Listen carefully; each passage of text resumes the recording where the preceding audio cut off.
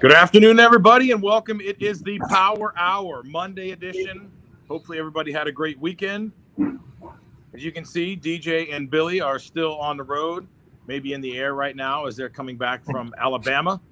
So above me, we got Coach Seidel. Over here, I'll point, there we go. Over here, we've got Quinn and Scott live on location down at Stadium Chevrolet. And the black box over here is Ty, but Ty disappeared for a minute. So, and of course, my name's Paul. I'm the host today again. So, guys, how's everybody doing? How was your weekend? Doing well. Doing well. Very good. Fantastic. Well, it's doing great. Kind of crazy. Like our diagonals over here all got to meet up over the weekend. I got to see Scott and Quinn on Saturday, and Coach Seidel and Ty got to hang out. And probably one of the best finishes I think we've had all year, and one of the best calls we've had all year. Ty had a great game with Sebring and Springfield. Ty, how was that? It was definitely, like I said, one of the best games, and like you alluded to, one of the best games, best finishes you can of the year. I mean, going into it, you know, Springfield came off that huge win at Waterloo, which you saw the way that their schedule kind of tailed out, and you were kind of planning for Springfield and McDonald, all the scenarios and where they could tie for conference championships. And a lot of people circled that Waterloo game as that game being the toughest one for them. And Waterloo, give it to them. They did. They gave them hell for 4 quarters too. I think Springfield ended up coming away with that one by 6 in that Kyle Shockley show. But then everyone seemed to glance over Sebring and the Trojans with that. And they kind of just assumed Springfield was going to tie for the conference championships at that. But going into Sebring, and I feel like the culmination of knowing that they were the underdogs and, you know, going into that game as Sebring was, and the rivalry, we already know how big that rivalry is between those two schools. it meant something more. And I mean, give it to Springfield because they played great 4 quarters of basketball. They left it all boys that touched that court that night. They left it all on the line. And I mean, the crowd was really into it, but it was Sebring's night and it was Matt Bird's night that night because he refused to miss from distance and kind of just willed his team. And it was just a culmination of what he did, what Connor Shepard did, guys like Lazoya, guys like Frederick coming off the bench. It was a culmination of everyone's effort that pulled off that victory. And, you know, you love seeing those underdog stories come through. And they did. And Coach Seidel definitely has more of the history about it, but he could probably tell you just how big of a shot that was on that night.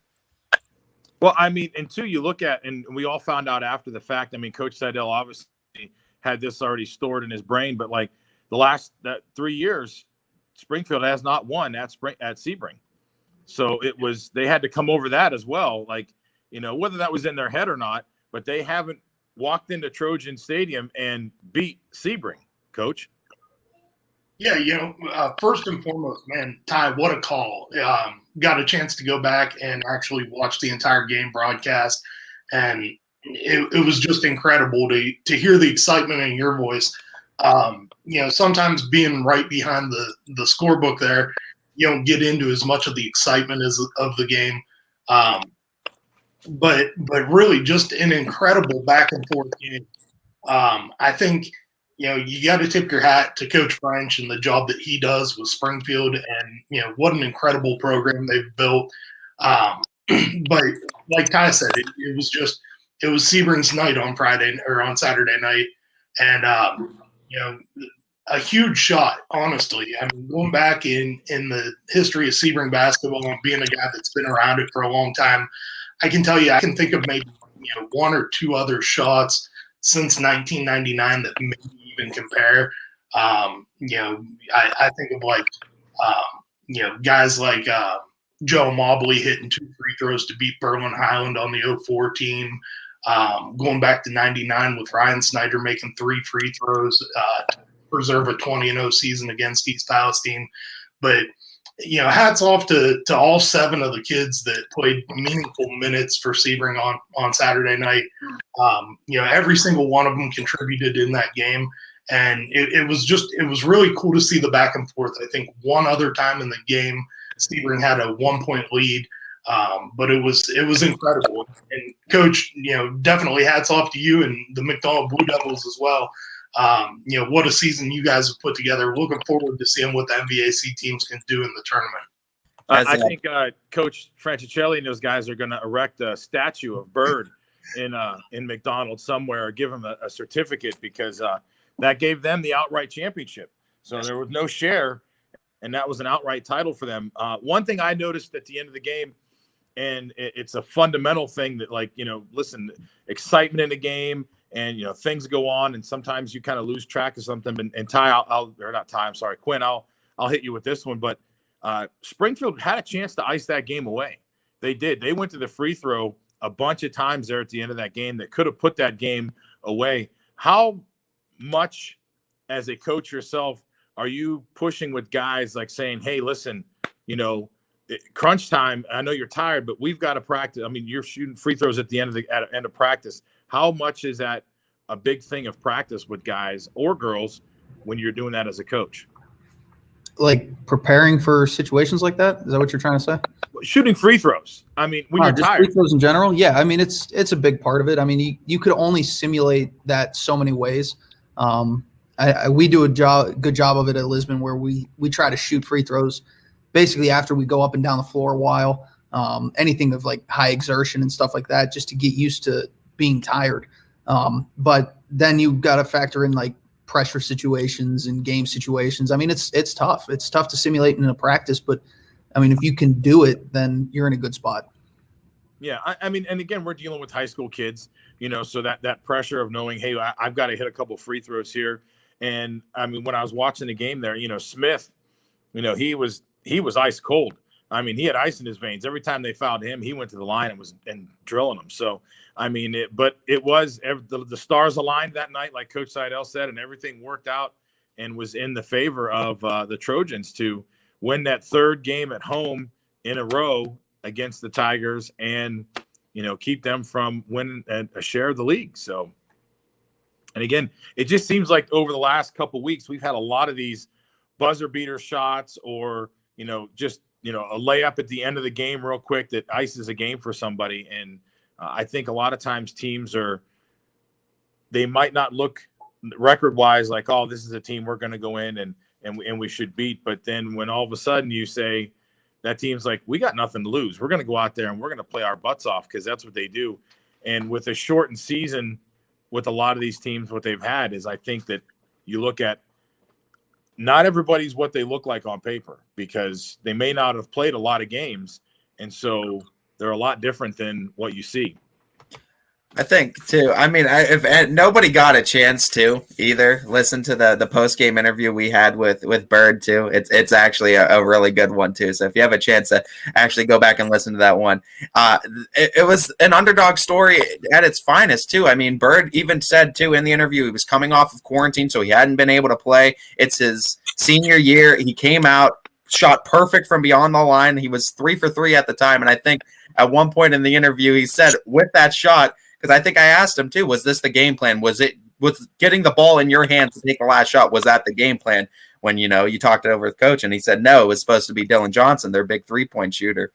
And he said, it just ended up in my hands. He was like, I knew I was 3 for 3. He said, I knew I needed to be 4 for 4. He said, that's what he went through his head when he took the shot. I mean, he's great interview with a great kid. He's a fun loving kid. I'm sure as what Coach Seidel can tell you more about him, being around him more, but I mean, great kid all around, what Matt Bird is. And I mean, a great underdog story from his perspective, as well as the teams as well. I mean, in a great weekend. I mean, a lot of the regular season was wrapping up for the boys. The girls were into round 2 for their games. Pretty much went chalk. I mean, everything we expected to see out of a lot of those teams winning those games, because the way it worked out for a lot of those higher seeds was they were going to see teams with the lower records in their first and second round games. So, but as we see DJ and Billy chiming in here, YSU baseball kicked off. Hey, there's Steve Gilmartin too. So, Quinn, what are you doing down there at stadium? You getting a car? You getting things fixed? What's going on? Getting an oil change. That's about it. An oil change. Yeah. on your what are you driving? A Honda. Yeah, you bring. Yeah, well, right now he's driving a Honda. Soon it's going to be a GM. Just give me a minute. I mean, he goes from a Ford and he's driving a Honda and he's bringing a Honda to a Chevy store to get an oil change. Well, you got to come to the best for the service. So there you go. So, but over the weekend you had the 4-game series right there with Troy, which is, as Billy's chiming in, he loves the shirt, lumberjack tie. Ty, you're muted. I said Duluth's offering me a sponsor deal, so I had to get that already. That or bounty Yeah. pals, right? One of the Yeah, two. I wish. But yeah, with Billy and DJ being down there in Alabama, their flight, as you've been seeing some of the comments across the bottom, they're a little delayed, so that's why I'm here hosting today. But yeah, Troy taking 3 of 4 away from YSU, but YSU coming away with that last win on Sunday, winning 4-2. So the Penguins. They'll come home for some practice, and then they'll turn around and go right back down south again as they'll head to LSU next week. But the other big thing was YSU football. Coach, we got football back.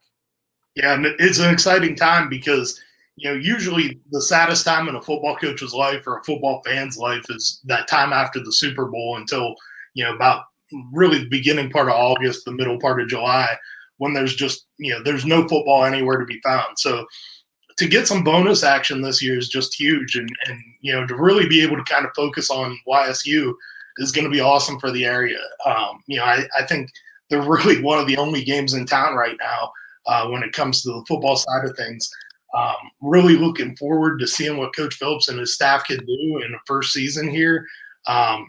Definitely a strange timetable for them a little bit, but I think you saw some good things in that game, and there's definitely some things to build on there, for the next couple of weeks here. Well, I mean, first game out the gate, you go right into the Lions Den, and one of the best teams, not only in the conference, but in the nation in, North Dakota State, as you head up there. So, Quinn, it's not too long removed that you've been from that program. Have you been up there to the what do they call it? The Bison Dome? Fargo Dome. The Fargo Dome? Yeah. I've been up there 3 times. Each time gotten hammered. Got to see Carson Wentz up there. Got to see Easton Stick, who plays for the Chargers now, and Trey Lance. So I've been able to see a lot of those talented players that they have, and we hold our own. But I mean, like you said, they're a national power, and we go up there, we compete, and come back. Sometimes it just doesn't go our way. We're one of the 8 teams that have ever won in the Fargo Dome against them, though. So, how loud is it up there? It is stupid loud. In a normal year, it is very, very loud. It is. They compare it to standing next to a jet engine going off. So it is crazy loud up there, and it is an experience like none other. If you ever get the opportunity to go on that trip, I would say take a trip up to Fargo. Plus, you're in Fargo. And yeah, I mean, and realistically, you think about it. I mean, you're probably one of the only one on the panel here that's probably been up there. But what is there else to do in Fargo besides probably go see a football game? You can stay warm and go inside, and they're all probably like, "Hey, let's go warm and watch football." It's a lie, Paul. I love vacationing in Fargo. It's a hot spot. Got condos up there for rent all the time. I bet pretty cheap, probably too. But yeah, so to answer your question on what there is to do, pretty much when I was up there, we kind of had the night to do whatever we want. And the only thing we can do is basically from our hotel, walk about a mile, and you're in Minnesota. So we like to go to Minnesota. That's about it. I'll see you later, fellas. EB, I'm tagging you in. I'll see you later, guys. All right, I'm out in about 10. I just saw Scott on, so I wanted to come on. Other than that, I was good to see you, EB. EB joining us today as well. EB, you guys have a good game tonight. Big game tonight at home against Alliance. So fill us in on that. I think it's for a tie or an outright championship.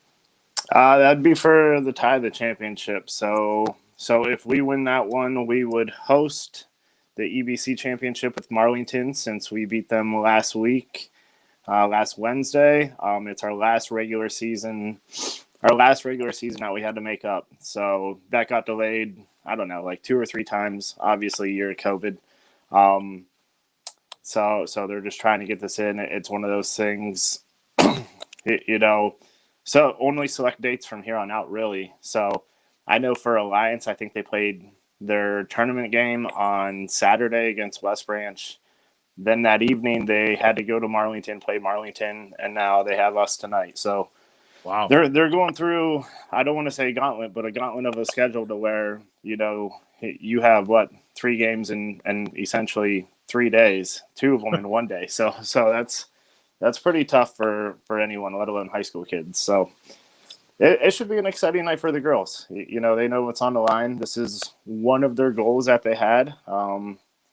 Really, they put in the work. They've taken a road less traveled, but here they are. They have the opportunity to close in on a EBC championship. It'd be the first time ever in Salem history that the boys and girls get to share it the same year. So should be a pretty exciting night. Wow, and that's pretty cool. And this will be the final regular season game, correct? Correct. Okay. We play tonight's our final regular season game. Wednesday we have our tournament game, which we host at home against Kenston. Yeah, and we'll have. I know the fans love having him there, and DJ will be back, and he'll be having that game as well. So that's good. And tonight you'll have Mark Franken will have your guys' game tonight. So it'll be on the network. So I think it's the only show in town too. So the only game on the network tonight. There's no other games that I know of right now. That'll be pretty nice. much. It's one of those things though. Even though the OHSAA said that once you get knocked out of the tournament, you can continue to play if you want. Pretty much a lot of these people are like, hey, once we're done, we're out. Which in a sense, I don't blame them, but I can also see if you wanted to continue to play, it could work as well. Well, I mean, you bring that up, and a lot of people did forget about when we talked about that. And you can play, from my understanding, you can play up to the max amount of games you were allowed in the regular season. So if you missed some games, you were allowed to fill them in after you got knocked out. Would you guys be open to something like that? I mean, obviously we want to see you guys make a long run into the tournament, but would you and Coach Hamilton entertain something like that and talk to the kids, or would you guys? I think Paul must have got snagged on AOL real quick. But Yeah, somebody decided to call me, of course.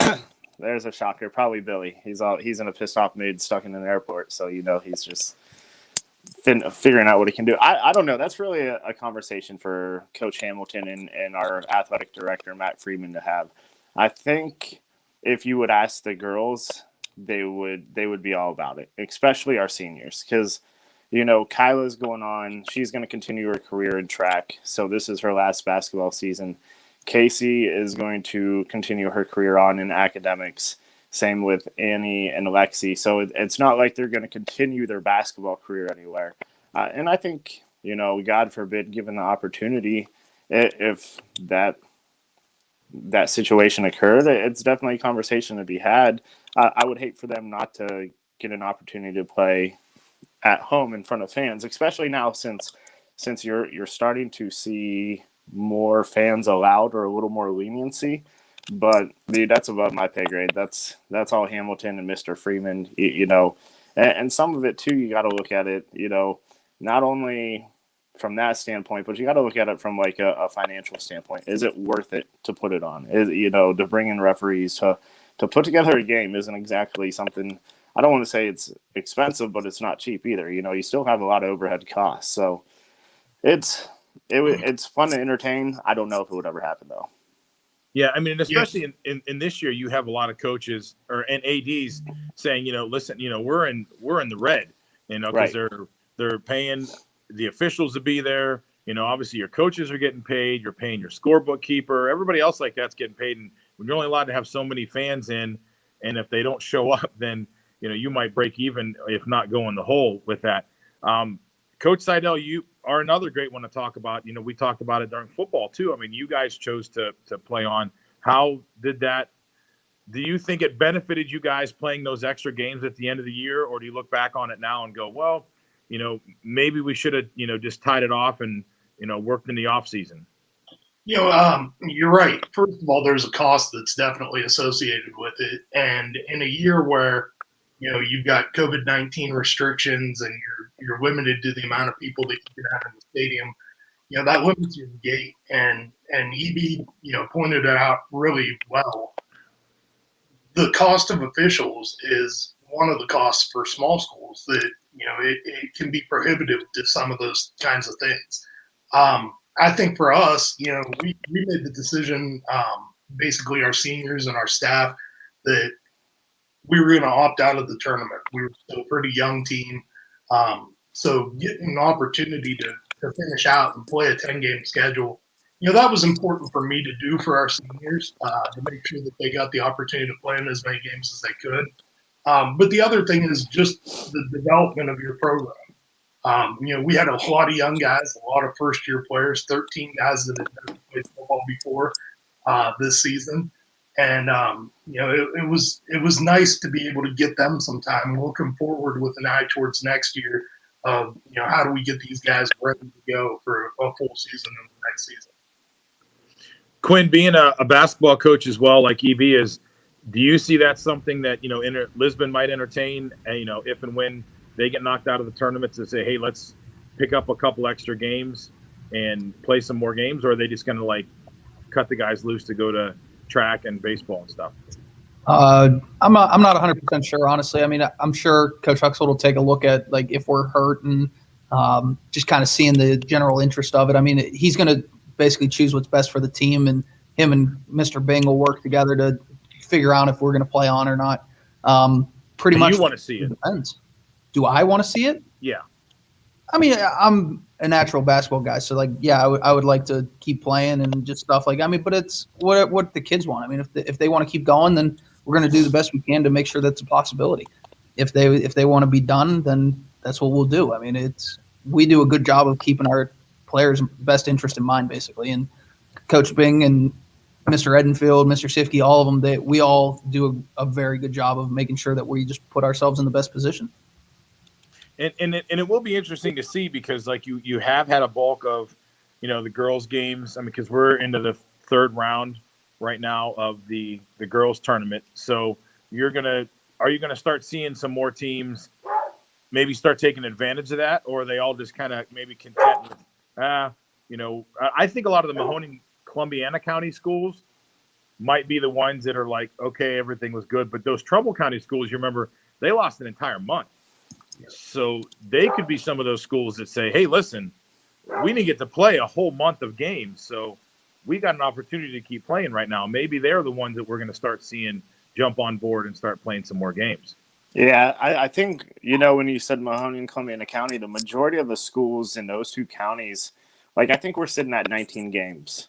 So I think as an athletic director, you kind of got to look at it as a threshold. Like, look, if we got 15 or 16 games or more, we're good. Like we got pretty much almost all our league games or a majority of our league games with some out of league games. Now, like you said, those Trumbull County schools, even looking at some of these tournament draws, you have schools who have less than 10 games still. Like, I think there's a school, they're in the opposite district of us, West Geauga. They just beat Cardinal Mooney.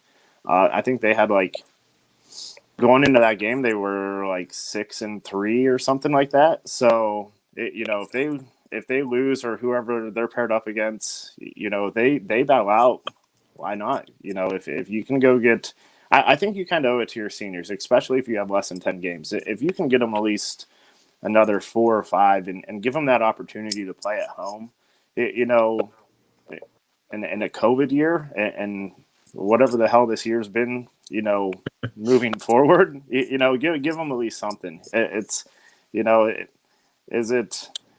don't want to say it's a badge of honor or anything like that, but if it's one of those things like, hey, last year he got a lot of people who got cut short or didn't get a season at all, give them as much as possible, because all it's done is prove to everyone that all it took was an illness to take everything away from us. I agree. I think they can find some schools that say, hey, let's do a home and home. You come to our place, we'll come to your place, and you kind of satisfy, both fan bases, both schools, and those seniors. Each group of seniors gets to have a home game there, because, looking at some of those schools, like you said, only having maybe 10 games, that's less than half your season, because a 22-game season is a max season for, basketball in a regular season before you get to the playoffs. So I think we might start seeing more of it in the Trumbull County area, and a lot of those girls teams are kind of getting on the way out. So we might start seeing them. It might be something we start see here, maybe even this week. You never know, because they have time. You got to figure they probably have another 3 weeks probably till you're seeing a state champion, right? Yeah, I think the state championship is the 5th through 7th, or that weekend, somewhere around the first weekend of March. So your time is dwindling down. You got 2.5, 3 weeks to figure it out. And if financially as a school, if you can afford it, do it, man. Maybe you're in the red a little bit or wherever some of these schools sit, but look, you can always make back money. These kids don't get memories back, so at least do it for them. Yeah, absolutely. I think the other consideration that's going to have to be made by at least some of the small schools is when they share the athletes across a couple of different sports. Right. Billy mentioned it in the comments, but today is actually the official first day that baseball and softball and track are allowed to start practicing. And I think lacrosse, too, is a spring sport.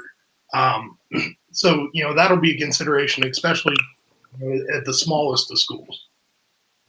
Yeah, because being besides Billy, one of the other baseball coaches on the staff, thankfully we have a night practice tonight, so we don't start till 5:30. But we start. Everything kicks off today. So I know there's probably some softball and baseball coaches out there screaming at the thing, going, "Shut up, Paul! Don't be telling these teams they can play extra games," because they probably want their girls or boys to get there as soon as possible. But to EB's point, some of these kids are seniors, and this is their last chance to play on the court as a basketball player if they're not going on to college to do that. So why not give them every opportunity to make some extra memories and have a couple extra buckets there to remember high school basketball by. So, dude, especially if you have a senior who is 10 points away from 1,000 points or a milestone or an all-time leading scorer or anything like that, give them that chance. Like that's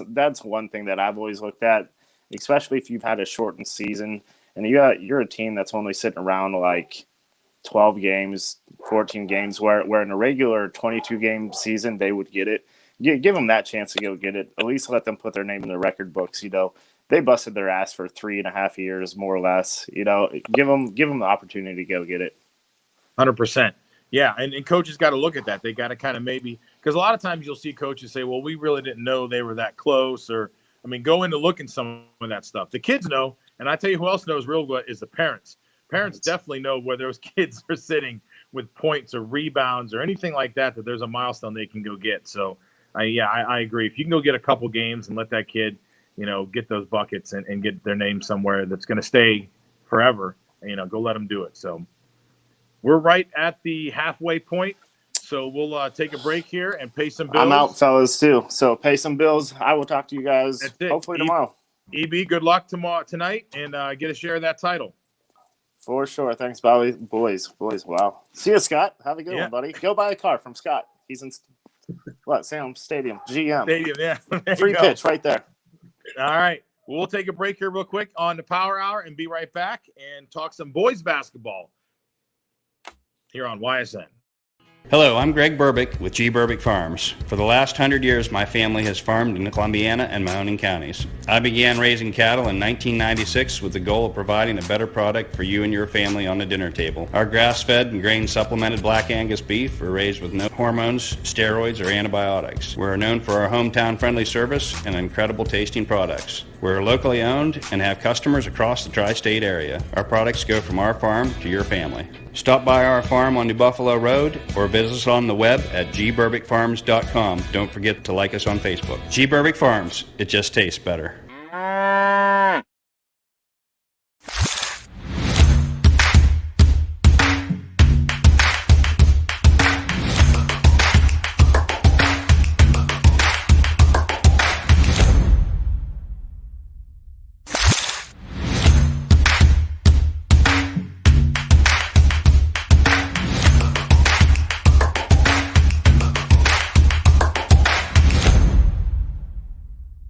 Hi, this is Tommy Clem, owner of WRS Insurance Solutions.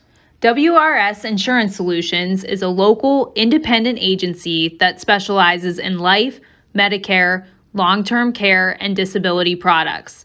Call us at 330-953-3722 or visit us at wrsinsuranceSolutions.com to learn more. Good luck to all the student athletes in the Valley.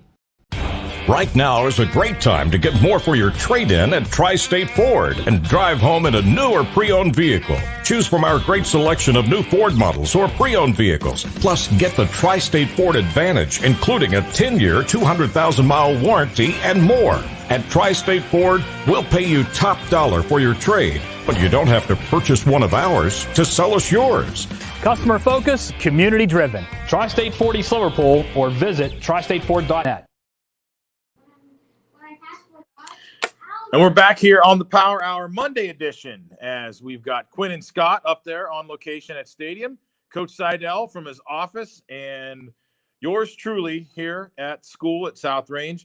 Tomorrow, gentlemen, big slate of basketball games as we talked about. 21 boys basketball games, first round kicking off for them. All the Division II through Division IV games. Division I game, we've got one, and that's on Wednesday as Fitch is going to travel to Lakeside. Out of our 21 matchups in week one, we have 7 of our YSN schools, 7 matchups with YSN schools back and back. I'm going to go through our little gamut here of the games, and then we'll talk about some that you guys are excited to see about. Tuesday, Howland's going to travel to Lakeview. Pav will have that game for us. Notre Dame is going to Louisville. Rob and Ben will have that game for us. Girard is traveling to Salem, so that's our first matchup of YSN schools. The winner of that game is going to meet the winner of the Louisville game, and at the Salem game, it will be DJ. Hubbard travels to West Branch. Michael will have that. Winner gets Marlington. West Geauga coming to town, going to see the Cowboys of Cheney. That'll be Jamie and Romo. They are going to be following Cheney through the playoffs. The winner of that game gets Edgewood. Cheney is the higher seed, so Cheney will be hosting that one if they win. Niles travels to Struthers, and the winner of that gets Geneva, and the school will have that one for us. East is on the road at Streetsboro. Ravenna is going to be going to Canfield, and Richie will have that game for us. Campbell's going to host Cardinal. The winner of that game is going to get Springfield. Ian will have that game for us. Backing up real quick, the Ravenna-Canfield game, that winner goes to Ursuline. Ursuline is the higher seed there. Rootstown travels to Champion. Conneaut's coming to South Range. We'll have that game covered for you. Champion, the school is going to be doing that one. And then the winner of the South Range game gets Garrettsville. Another local matchup, Columbiana is traveling to Middle Ridge. That will be Hop and Anthony Malone. The winner of that game gets Mooney. That will be the first of our matchups we have two local schools playing each other. Winner goes on to play another local school, being Mooney. The next one, again, the same thing. United going to Crestview. That'll be Poe and Larry. And that winner gets LeBray. Jefferson traveling to Grand Valley. The winner gets Waterloo. So that'll be another home school for us. East Palestine traveling to Newton Falls. The winner of that game will go on to Liberty. Bloomfield is going to take on the monster of McDonald, and the winner of that game will play St. John. Maplewood going to Valley Christian. They will play Wyndham after that, at winner. Latonia and Lake Central will play at JFK. They will get the JFK game. Now, note on that JFK game, JFK hasn't had a home game all year because of their floor. So next Friday, the JFK home game will be played at Howland. They'll be going to Howland. Western Reserve and Jackson Milton. The winner of that game goes to Sebring. Badger and Wellsville, which is where Quinn will be going. He'll be doing some scouting because the winner of that game is going to play Lisbon. And then Lordstown plays Brookfield, and the winner of that game is Lowville. So, guys, out of that big matchup, only one number one seed out of the entire bracket took the bye, and that was Springfield. 3 number twos took the bye, being Mooney, Poland, and JFK. Everybody else said they wanted to play. So out of all these games that I ran through there, what are some of the matchups that you're looking forward to? Coach? For me, right away, Cheney just jumps off the page. They're a team that I think is poised to make a big-time playoff run here. I think they can go deep into the tournament. Their strength of schedule has just been unbelievable this season. And I think they've got the athletes to really make a big, long run. And then obviously, the other one for me that I'm looking at, kind of a homer pick is I'm looking to see who comes out of that Jackson Milton Western Reserve game to see who the Trojans get. Want to see if, maybe the big shot on Saturday night, the big win, the potential finally kind of coming around for the Trojans can carry them into a little bit of a tournament run here. And in that game there, Coach, because Western Reserve and Jackson Milton, both of them are the higher seed. So Sebring's going to go to one of those two schools. Yes. But again, it's a local school, so it's still a team that they're going to be familiar with traveling to. And I'm interested to see that as well because, Sebring now has to wait, almost a week before they play again after coming off a real big high of beating Springfield the way they did. I think the coaching staff's going to have to keep those guys motivated and pumped up and say, hey, listen, we're the underdogs, but we can still go do this. Let's go. We've seen we can slay the dragon. Let's keep going. Yeah, I agree. And I think if you look at the matchups between those schools in the regular season, this would be a third game either way. And obviously, Sebring didn't come out on top in any of those 4 meetings with those two schools. But if you look at the matchups, they were really close games that came down to the wire on 3 of the 4 occasions. So I think it could get interesting there. And we'll see how the rest of it plays out after that. Quinn and Scott, what are some matchups you guys are looking forward to? Naturally, I got to say the Wellsville game, just because I have vested interest in that one. Outside of that, I'm excited to watch Struthers. If there was one team that I had to say I'm going to watch fully, it's probably Struthers. I've known Coach Wernicke for a while from when I was at YSU and he was there, and I think he's just doing a phenomenal job at Struthers. And they've got a very good team. I think they can make a little run at it. And outside of that, I would say probably McDonald. Coach Francischelli and McDonald. I mean, how do you not like to watch them play? Honestly, so. When McDonald's on, and they when they shoot well, they shoot very, very well, and that's fun to watch. And the same with Struthers right there. Struthers they're such a fast team, up and down the court. I mean, it's very impressive. So those are probably my two favorites right there to actually go and watch and get entertained. I mean, myself, because I've got to see them a couple times this year, and Coach kind of stole it a little bit there, but I'm excited to see Cheney. I'm excited to see. I mean, they're a 3 seed, and they were worried, going into the tournament draw because they were 5-5, I think, when they went into the tournament draw, and they were worried about like where they were going to be in that. And I think basketball, I think all coaches know. Football coaches know when they go to the draw. When they look at the teams they got to play. Basketball coaches know when they go to a draw who their teams are. Baseball coaches the same. People knew who Cheney was.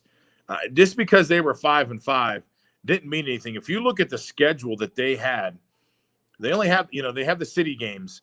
So in their SVC, I think it's called the Steel Valley still. They got to play their 2 against East.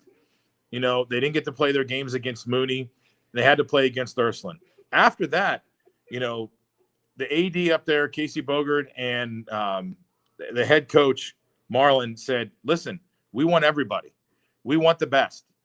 We want to play the best teams that are out there. I mean, they went, they played Mentor, or at least they were supposed to play Mentor. I think that game went off. I'm not sure. It may not have because of the weather. But, I mean, they scheduled anybody and everybody big they could because they said our goal is not just to win games in the regular season. They wanted to, go off and play games deeper into the playoffs. And that's going to be the good one. Ty's dad asking, where's Ty going? Ty will be at the Western Reserve Jackson Milton game. So that's where Ty will be. But yeah, I mean, and that's a good game for him too. But yeah, you just look at that, and I think they're going to make some noise. I mean, being a 3 seed gave them the respect they deserved, but then I think they still got a chip saying, listen, we're going to go out there and we're going to ruin some people's nights. And if you've had a chance to see him or you haven't, you got a show. I mean, that's a show and a half because those guys, I felt bad the game that Billy and Jeff did because first off, Jeff doesn't shut up for one. So poor Billy barely got a chance to say anything as a color man that game.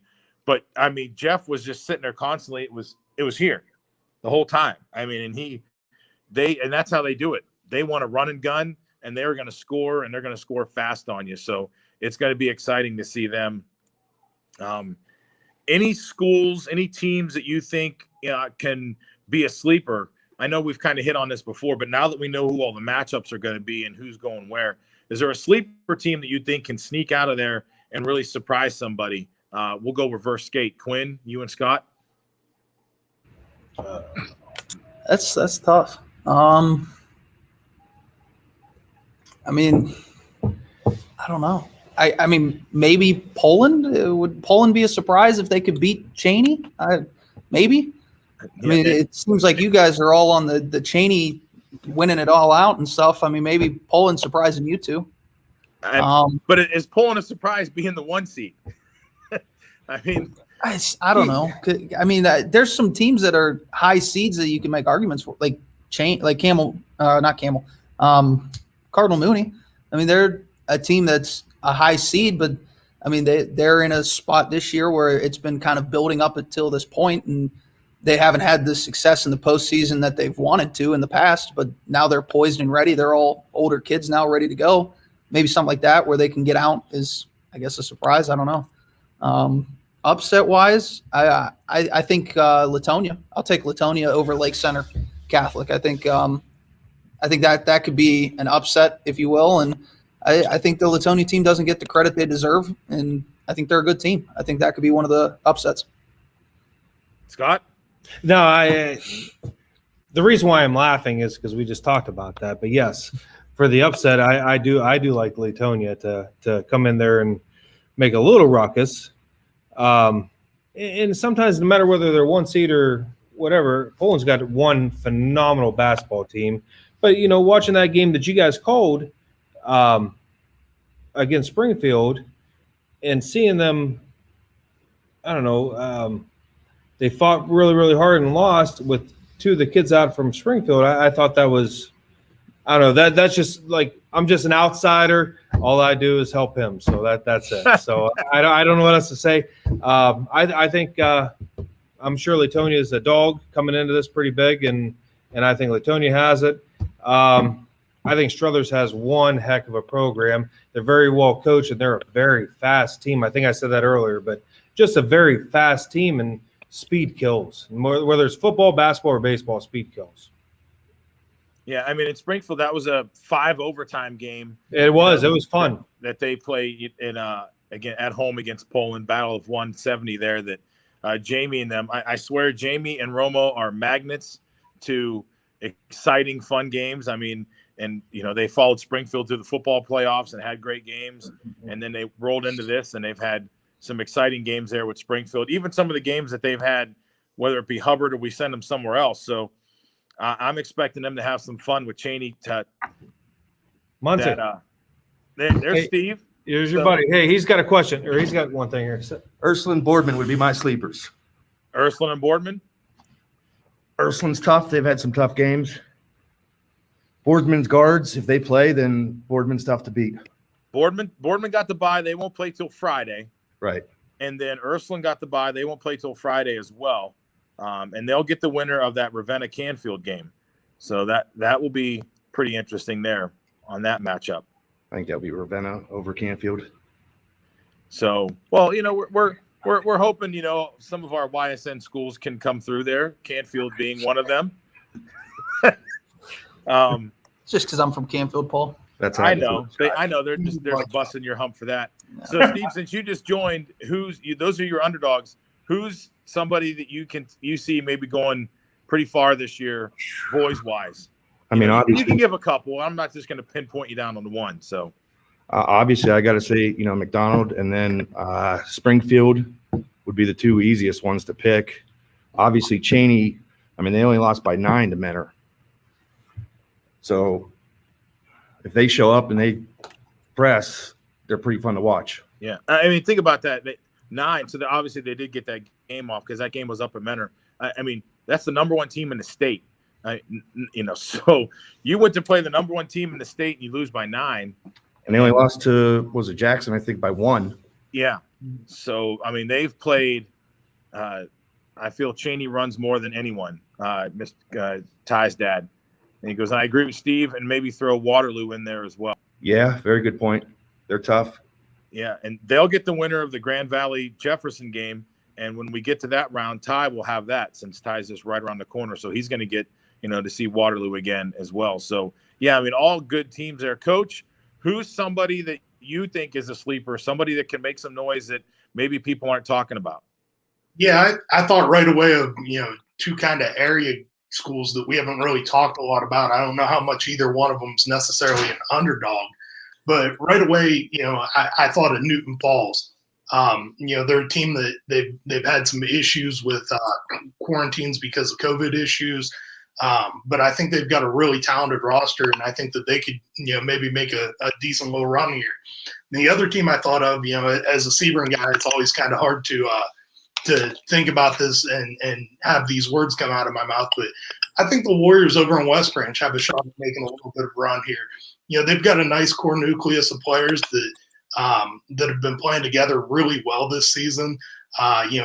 Kids like Jackson Hendershot that's just coming up with big shots and big scoring games all the time. So I'm interested to see where they go too. Yeah, and with them, they were a higher seed, but they decided to play. They're going to get East Palestine first, and if they happen to get past the Bulldogs, they'll host Liberty. So again, another local matchup in that second round.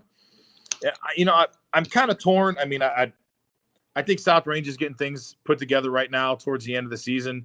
They've won some good games.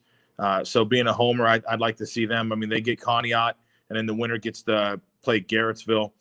But one of the teams that I think has been playing pretty well, maybe not a lot of people have really talked about too much, but I think Western Reserve. I've seen them play some big games. They've taken their lumps, but I mean, the lumps that they took when I've seen them, they were against McDonald. So, I mean, everybody took their lumps against McDonald. So, Western Reserve's got a pretty good team that I've seen. I've had to cover them a couple times this year. So I think there's somebody who can make some noise as well. So, like I said, we got a full slate of games tomorrow, $9.99. You can purchase it. And if you purchase one of those games, like we said, you're going to get them all. So, I mean, you're going to get 21 games for the price of admission of one game.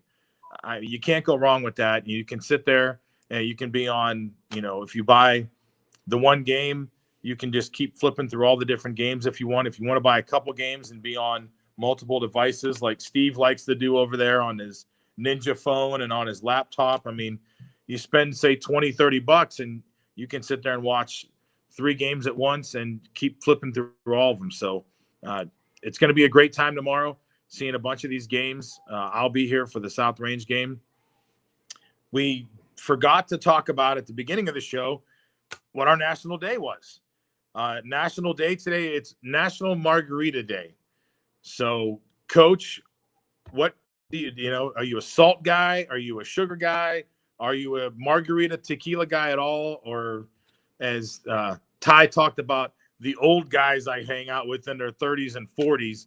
I mean, I wanted to smack him in that little flannel shirt he was wearing. I'm like, old guys in their 30s and 40s? Thanks, Ty. Yeah, it made me feel a little bit old when he was talking about that. I'm like, thanks. I think for me, I like my margarita with the salt on the rim. It kind of balances out a little bit. And, like Ty was saying, it seems like all the guys kind of in our age bracket have one of those stories about, tequila and not doing well with tequila. So, I've definitely got one of those stories. And so the salt definitely helps to take away that painful memory a little. Anything clean, Coach, you can talk about with that story? Just a little bit too much while I was back in college. It seemed to be the well liquor of choice back in the day at Mount Union. So, they had it flowing all the time. All right, the threesome over there, the stadium threesome. Margaritas, how do you like them, and do you have a good, clean story about it? I don't drink. I'm not a margarita guy. I'm a whiskey. All right, I like salt and not on the rocks, or on the rocks and salt. Okay. That's it. No bad memories, no bad stories. Wow, tequila's your friend, huh? Tequila is my friend. There we go. Well, used to be. I'm old now. Back in the day, he used to be my friend. Oh, yeah. Old. Okay, here we go. We're going with Ty and the old thing, Right. Obviously, so Quinn doesn't drink. Steve, not a tequila fan at all? No. No. I'm more of a whiskey guy. Unless his whiskey runs out, then maybe. Yeah. Last resort, going to some tequila. That's it. If I have to. I mean, and like Coach said, everybody had their stories, back in college and things about the party days of doing it. The bad thing is that with tequila, there's no in between. It's either like there's really bad tequila or there's top shelf tequila. And you got to figure most of us weren't drinking top shelf tequila back then. So it was all the terrible, stuff you could go buy at the grocery store in a gallon jug that you were taking to parties. And so, yeah, I mean, I couldn't tell you the last time I had a margarita. But it would definitely be with salt, and I would not. Maybe I can't even remember any of the stories because of having the tequila. So, I don't know. Like I said, we were probably drinking cheap stuff too. So, Mons, are you a guy that eats the worm? I don't remember if I think maybe once I did because it was at the bottom. But I mean, I'm not sitting there actively looking to make sure I pour it so I get the worm in there. So I don't know. We are experienced, not old, says Chris. I could firmly agree with that. We're experienced enough to know we don't need to do that stuff anymore, that we can be on the level. I mean, it just sits there. I'm sitting there going, Ty, what the hell, man? Because Coach, you're what, 30? 36. 36. Scott, Steve, where are you guys at? He's old. I'm 42. 39. I'm 43, Yeah. So we're all in the wheelhouse here. And when Ty goes, oh, yeah, you old guy. It'd be like Quinn over there sitting. When I hang out with these older guys, and it's like, what Paul, the every hell, one of you man? could be my dad except for Coach. That's not true.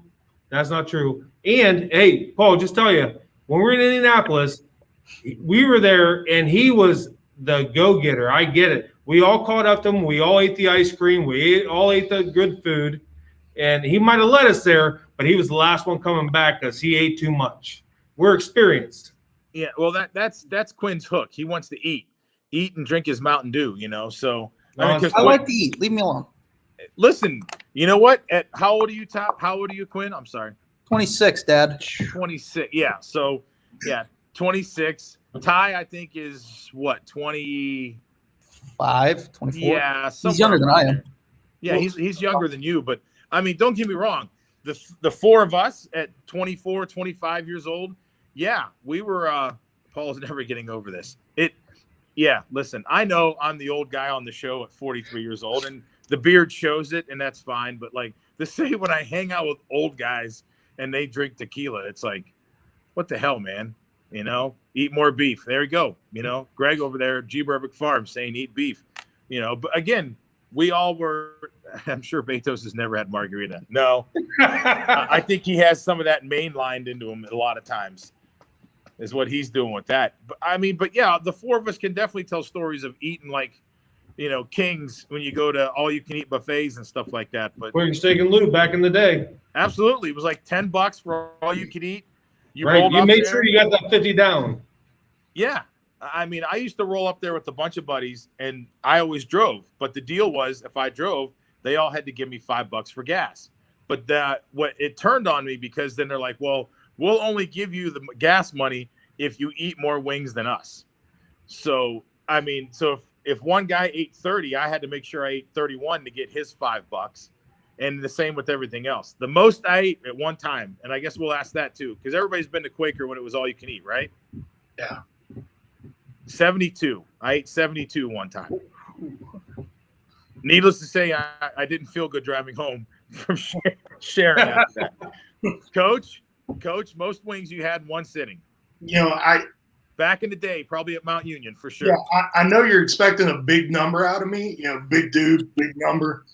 Honestly, I'm not a big volume eater, so mine was probably somewhere in the low 40s. All right, Steve. Not a wing guy. I'm a little kid when it comes to eating. Chicken fingers. Chicken finger, boneless. He likes the boneless wings. That's what he wants. All right, Scott, what do you got? I got well in the 50s. Well into the 50s. Quinn, this is in your wheelhouse now. You're at the prime of your eating capacities. Yeah. Where is it at? Jeff's favorite number. Oh, you stopped at 69 too? Yeah. That was. I was immature. That's where I was for the longest time eating those wings. Because it was funny. Listen, don't get me wrong. It's a funny number. We're all ha-ha about it. But then I was like, the one day I had 3 wings left on my plate. I'm like, screw it. I ate them, 72, and definitely paid for it the next day. It was not fun. Yeah, my wife says I. Hey, which Quaker steak? Just curious. What's when that? you did your 72, where was your Quaker steak at? Oh, it was always Sharon. Always with the Sharon. See, they had smaller wings. You ever go to the Robinson one? I wasn't driving the Robinson. I mean, well, I'm just. What's it? Oh, never mind. I know. Yeah, never mind. I know where you live. So I live. Yeah. Down south. Okay. Yeah. I mean, being in Boardman, you pile 3-4 guys in the car. We weren't driving that far to go to Sharon. No, I get it. You pound them down. I mean, I don't know if the one in Boardman has them now. If it is all you can eat, you saw it. It just was. It's like $20 or something stupid now. So, I mean, it kept going up, and we quit going after it got over $10. Because really, $10, who was going to complain about that? But you always had to make sure you drink water. You weren't drinking any kind of beer or carbonated. So, we don't want to get filled up. You want to get your money's worth. Yeah, and I'd have buddies that were like, "Oh, I'm not going to eat all day because I'm going to save my." No, your stomach gets smaller. You can't do that. You got to learn. Professional, are you? Professional. You got to learn. You still have a nice breakfast, a good lunch, and then you expand your stomach enough so you can go there and pound those down. Trust me, I'm the idiot, and I'll gladly admit it. My wife will admit it as well. I'm the idiot who does all those stuff. Oh, I drink a gallon of milk in an hour and all that stuff. The cinnamon one didn't go so well for me. I'll admit that one. The gallon one was pretty painful too. Yeah, the milk, I got it down and stopped, but like it was when the time was up and I finished it, it didn't stay long. No. Needless to say, it came back. So, well, again, I want to thank everybody for joining today. Quinn running the show over there in Stadium, Scott and Steve for joining us. Coach Seidel, of course, becoming a regular now on the show, putting his face up there. He's got some good Wi-Fi. Again, I enjoy being here as well, being your host today. I won't be here tomorrow or Wednesday because it's like we said, baseball's here. So, and Quinn putting the thing up there. So yeah, before we leave, your beef or filet. So we'll start with Coach. What is your beef or your G. Berbick Farms beef or filet today? Yeah, I'm going with a filet today, and for me, it's just YSN. It's everything that you guys and the DJ that the whole crew do for our local athletes. You know, we opened the show talking about the big shot by Bird, the big win by the Trojans on Saturday night, and to see the reaction and see the community's reaction, and you know, really just to see how far the clip traveled around. You know, what's going on with YSN is making memories for kids that are going to last forever, and it's really cool to be able to kind of have it documented now. You know, as technology gets better and better, you know, Matt Bird's going to be able to show his grandkids someday the day that he hit the big shot against Springfield, and that wouldn't be possible without YSN and everything that you guys do. We appreciate it, Coach, and I mean that's what we're out here for. You know, it's for the kids. It's to have those memories, and for the fans who, in this COVID age right now, are not able to come to games and they can tune in and see those things. So that's great. Scott, Quinn, like Steve took off on us. Filet. Everything that YSN has done. My mom doesn't get out right now. She's a little worried. Just having her be able to see my daughter and son play, and it's just everything you guys have done has been amazing, and it's great to be a part of this right now. It's very, very exciting, and I don't know, just watch the game. You know, Steve and I were talking on Saturday. You know, we're flipping back and forth between the games, and he goes, "Hey, you got to check out that Sebring game." We watched, and I watched at the end, and watching Ty call the game is just so exciting.